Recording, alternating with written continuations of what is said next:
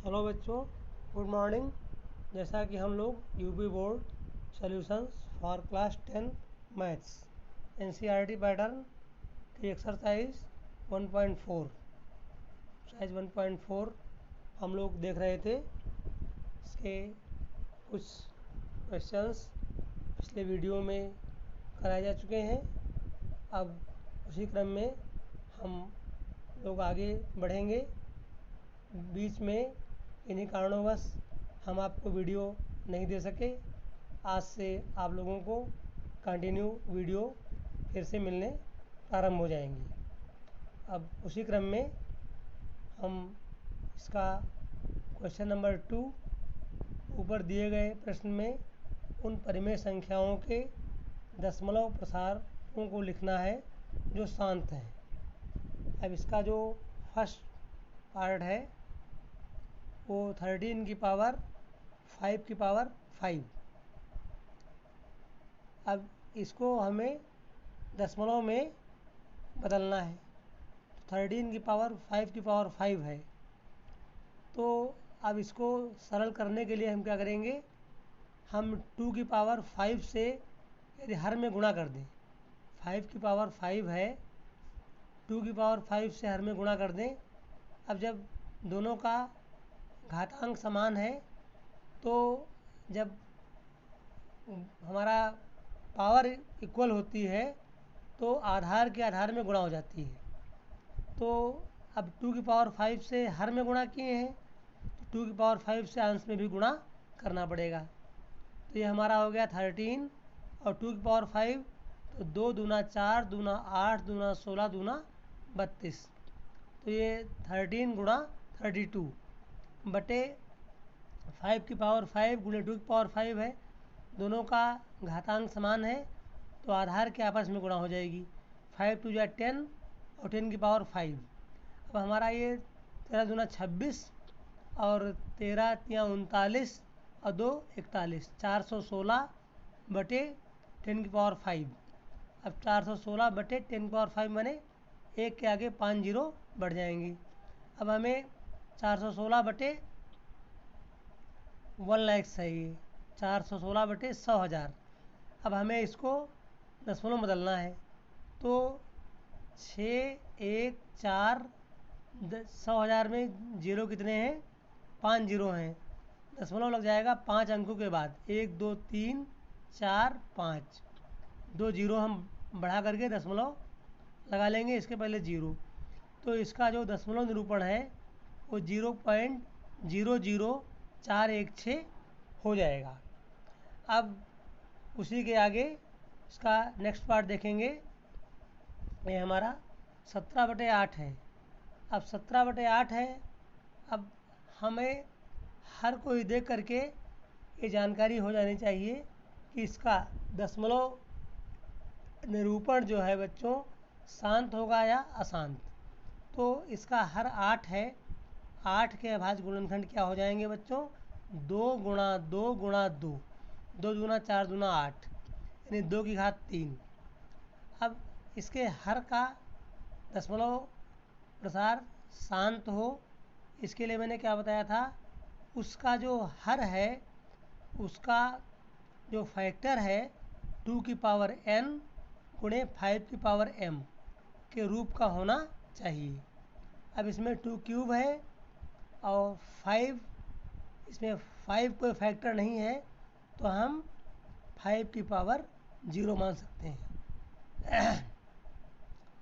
कोई भी बीजगणितीय राशि हो अथवा अंकगणितीय राशि हो, उसकी पावर 0 है तो उसका मान 1 होता है बच्चों। तो ये इसका मतलब हो गया कि इसका जो हर है इसका फैक्टर 2 की पावर n इंटू 5 की पावर m के रूप का है।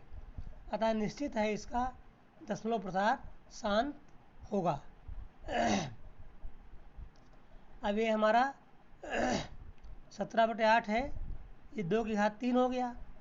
अब हर में 2 घात 3, अब इसको 5 की घात 3 से गुणा कर देंगे तो हमारा इसका जो 2 5 10 हो जाएगा और तब हमें इसका दशमलव प्रसार लिखने में आसानी होगी। तो अब जब हम 5 की पावर 3 से हर में गुणा किए हैं तो 5 की पावर 3 से अंश में भी गुणा करना पड़ेगा। तो 5 की पावर 3 है 17 गुणे 25 पंजे 125, और हर में 2 घात 3 गुणे 5 की घात 3, दोनों का जो घात है वो बराबर है तो आधार के आपस में गुणा हो जाएगी। 2 गुणे 5 की घात 3। अब ये हमारा 125 गुणे 17, तो 17 पचे 85, 17 दूनी 34 और 8 42, और 17 के 17, और 17 पचे 85, यहाँ से लगा 8, 17 दूनी 34 और 8 42 का, तो यहाँ से लगा 4, 17 और 4, 17 17 और 4 21, 2125 बटे 10 की घात 3। अब 2125 बटे 10 की घात 3 है, 10 की घात 3 क्या हो जाएगी 1000। तो दशमलव, इसका दशमलव निरूपण जब हम करेंगे 1000 से भाग करना है बच्चों, दशमलव हमारा जो है लग जाएगा 3 अंकों के बाद, यानी 2.125। ये हमारा इसका 17/8 का दशमलव निरूपण क्या हो जाएगा 2.125। अब उसी के आगे 64/455 है। अब 455 इसका हर है, तो हर को ही देख करके हमें जानकारी हो जाती है कि इसका दशमलव निरूपण शांत होगा अथवा अशांत होगा। तो 455 के जब हम भाज्य गुणनखंड करेंगे तो ये इसका जो 5 से करें तो 5 9 45 और 5 एकम 5, और फिर ये कटेगा 7 से, 7 एकम 7, 7 2 9, और ये 7 21, तो 5 गुणे 7 गुणे 13, ये इसके 455 के अभाज्य गुणनखंड हो जाएंगे। अब इसका एक गुणनखंड तो 5 है, लेकिन और जो गुणनखंड ये 7 और 13 हैं, ये इसके दशमलव प्रसार को कभी शांत नहीं होने देंगे, क्योंकि अब इसका एक फैक्टर तो 5 है, और दशमलव प्रसार शांत होने के लिए ये कंडीशन है कि उसका जो भिन्न है उसका हर का जो फैक्टर है 2 की पावर n इंटू 5 की पावर m के रूप का होना चाहिए, और इसके हर का जो गुणनखंड है वो 5 गुणे 7 गुणे 13 हो रहा है, अतः इसका दशमलव प्रसार अशांत आवर्ती होगा, अतः इसके दशमलव प्रसार को लिखने की आवश्यकता नहीं है। अब उसी क्रम में इसका नेक्स्ट है 15/1600। अब इसके फैक्टर करेंगे 1600 के, तो 1600 को लिख सकते हैं हम, इसको लिख सकते हैं 2 गुणा 2 गुणा 2 16 गुणे 100। अब 16 के फैक्टर हो गए 2 गुणा 2 गुणा 2 गुणा 2, 2 दूनी 4 दूनी 8 दूनी 16, और 10 के हो गए 10 गुणे 10, 100, 2 की घात 4 गुणे 10 की पावर 2। तो ये इसका हमारा जो 2 की पावर 4 गुणे 10 की पावर 2।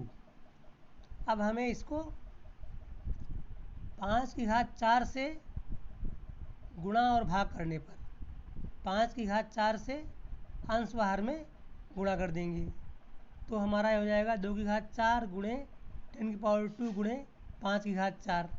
अब 5 की घात 4 से जब हर में गुणा करेंगे तो 5 की घात 4 से अंश में भी गुणा करना पड़ेगा, तो हमारा ये हो जाएगा 15 गुणे 5 की घात 4 यानी 5 25 पंचे 125 और पंचे 625 गुणे 625 हो गए, और 2 की पावर 4 गुणे 10 की पावर 2 गुणे 5 की घात 4।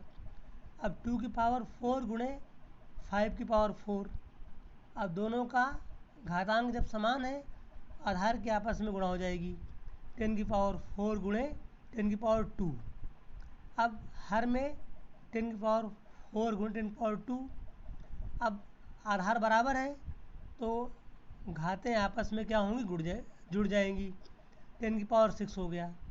अब ये 15 625 को 15 से गुणा करेंगे, 15 पन 75, 15 दूना 30 7 37, और 15 छक्का 90 3 93, 9375 बटे